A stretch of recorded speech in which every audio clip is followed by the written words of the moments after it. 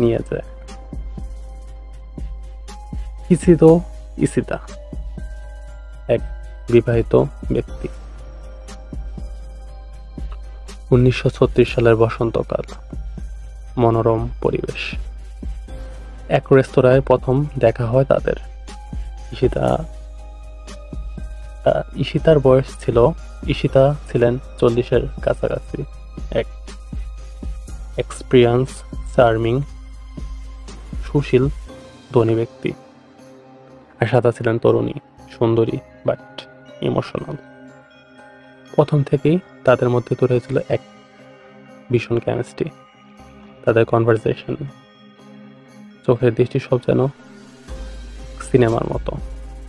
সেই রাতেই শুরু হয় এক অ্যাফেয়ার, যা একদিনে পিওর প্যাশনে, অন্যদিকে ধ্বংসের দিক প্রথম ধাপ।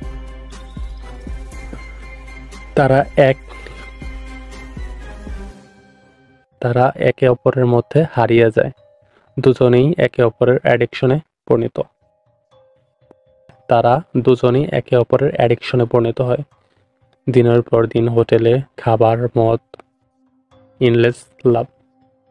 এক দুনিয়া তৈরি করেছে যেখানে পৃথিবী ম্যাটার করে না। কিন্তু এই চরম ভালোবাসায় মধ্যে এক ভয় ছিল সাদার মনে, ফেয়ার অফ লস। সাদা বুঝতে পেরেছিল ঈশিতা তার স্ত্রীকে কখনো ছাড়বে না। তার মধ্যে জন্ম নেয় এক অসুস্থ প্রেম, জেলাসি, অবসেশন অফ লাভ। সে চেয়েছিল ঈশিতা শুধু তারই হোক, তার জীবনের, তার শরীরের, তার মৃত্যুর। ব্লাইন্ডলি তার যেন হয়।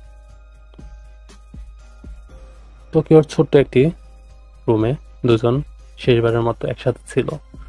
রাতভর মদ পান, হাসাহাসি, ভালোবাসা। ভোরের দিকে